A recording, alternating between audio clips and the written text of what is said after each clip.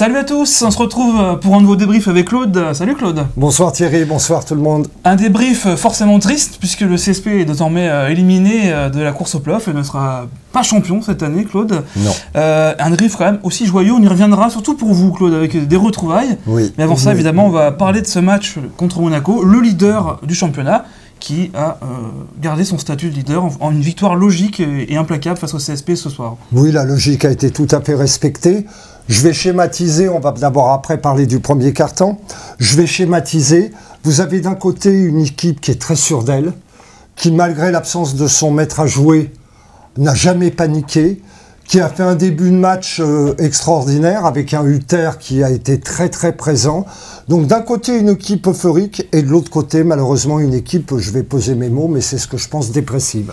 Alors vous l'avez dit, ce début de match, le CSP n'est pas dedans, surtout en défense. 26 points encaissés en premier quart-temps face à Monaco et le CSP qui a traîné ce retard comme un boulet tout au long de la première mi-temps et après du troisième quart-temps, il a fallu vraiment faire beaucoup d'efforts. Oui, à partir du moment où vous prenez 26 points déjà en un quart-temps, ça veut dire que vous, si on calcule, il faut que vous en marquiez plus de 100 pour gagner. Un premier quart-temps où le coach, à juste titre, pour moi, a fait des essais en faisant rentrer Mathieu dans le 5. Il va falloir que Mathieu travaille parce qu'il a eu beaucoup de mal, surtout sur Amarassi, qui n'oublions pas, qui a été champion du monde de 1 contre 1 et qui est très fort balle en main sur les 1 contre 1. Donc Mathieu a eu beaucoup de mal à le tenir. Un premier quart-temps où tous nos duels étaient perdus.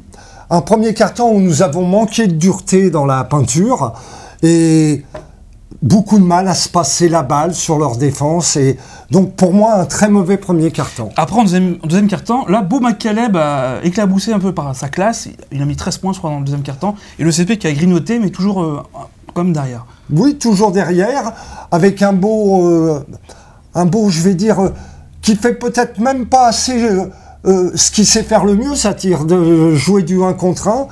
Mais bon, ça n'a pas été non plus un carton qui m'a emballé.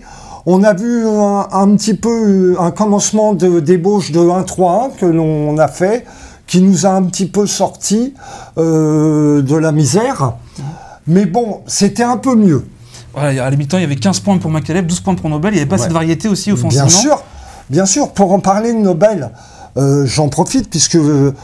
alors Nobel, tout le monde va le critiquer encore ce soir. Mais Nobel, il marque quand même 20 points. Je sais qu'il est maladroit. Mais à un moment donné, il faut que quelqu'un prenne des risques. Alors, pour moi, il a 18 dévals, si je me trompe pas. 9 rebonds aussi. 9 rebonds, une présence constante, avec des maladresses, avec des moments où il ne ressort pas la balle sur des rebonds. Mais Nobel a quand même été présent et j'aimerais bien que tous les joueurs aient autant de cœur que lui. Et puis, en troisième quart-temps, là, Beaublanc, qui était en mode touriste la semaine dernière, qui s'est remis à y croire, frondeur un peu avec les siens, parce que les siens s'y donnaient. Et ce petit retour dans le troisième quart-temps avec cette défense de zone, vous en parliez. Oui, alors, bien, la seule chose qu'on peut voir dans les stats, c'est que Monaco a mis 11 points dans le troisième quart-temps. Alors, ça veut dire que, quelque part, on a défendu. Et, comme par hasard, on revient au score et on passe devant.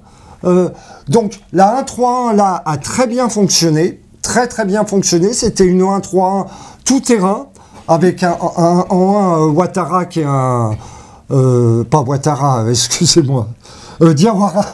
Ouattara, je voudrais bien qu'il soit chez nous entre parenthèses. Diawara qui était en 1 pour avec son envergure et tout.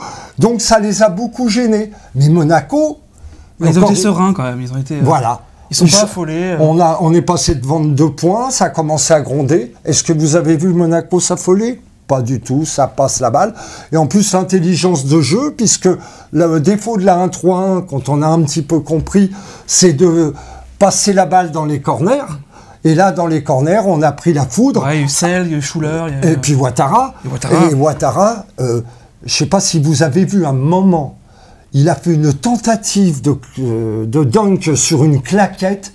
J'ai eu peur qu'il se fasse une cicatrice sur le crâne tellement il était haut. Sûrement un avenir prometteur pour ce Ouattara. Lui, il finira en NBA, un poste 2 comme ça, c'est extraordinaire. Donc Monaco, dans le fond, a jamais tremblé. Voilà, et puis après, le CSP qui a raté beaucoup trop de tirs Bien sûr. dessous. Il y a eu des Gaten par 2 fois, Traoré aussi, des paniers faciles. Attendez, ils se passent la balle, ils ont le panier ouvert, ils ne shootent pas. C'est l'exemple de Penn, qui 2 fois est tout seul et donne la balle. Gatens qui prend 2 rebonds, 2 de suite, tout seul en dessous. Ça veut dire que cette équipe est malade. Quand je parle de dépression, c'est dans ce sens-là que je veux le dire.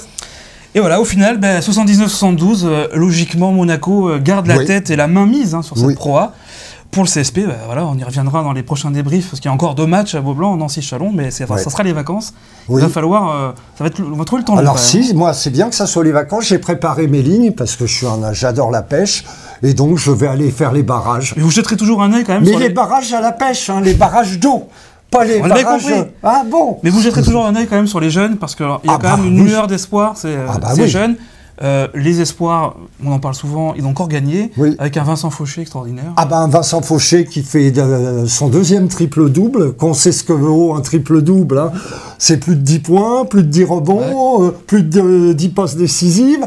Vincent est sur un nuage en ce moment, donc j'en suis très content depuis le temps qu'on le suit. Et surtout aussi, donc les espoirs sont sur 3 victoires consécutives. Leur grosse perf, ça a été de gagner à Rouen aussi, pas depuis qu'on ne s'est pas vu. Et en plus, les cadets qui vont aller faire le Final Four à Cherbourg. Donc, je l'ai mis un peu dans les réseaux. Ils nous donnent beaucoup plus de joie que certains de nos pros un peu touristes. Alors, vous sentez déçus, un peu agacés avec les pros, mais il y a quand même aussi ce soir, pour vous particulièrement, une note vraiment joyeuse et beaucoup d'émotions avec le retrouvailles avec Lionel Multimore, le premier Américain vraiment marquant de l'histoire du club. Tout à fait. Donc moi, j'attendais Lionel au club, puisque c'est moi qui les ai un peu guidés dans la journée. Je vais aller les retrouver là. Et quand on s'est vus, comme des madeleines, on pleurait. Ça veut tout dire quand je vous dis ça. Je ne suis pas sûr que certains joueurs, à l'heure actuelle, quand ils vont se retrouver, vont se serrer dans les bras, je parle de ça quand ils auront notre âge, et vont se serrer dans les bras en disant qu'est-ce qu'on a vécu ensemble. Donc des retrouvailles fabuleuses. Lionel a été un joueur qui a amené le public, puisque nous jouions à ce moment-là au Sort-la-Rivière, qui a amené le public Limougeot à aimer le basket. C'était un artiste, il aurait pu jouer avec les Harlem Globetrotters. Et c'est surtout un gentleman, un mec extraordinaire. Et là, il était accompagné avec Bowen. Pointure des années 70. Pointure, champion de France avec Tours, un joueur extraordinaire. Et quand vous voyez leur simplicité, quand vous voyez le respect qu'ils ont pour les joueurs qu'ils ont côtoyés et tout, ça veut tout dire.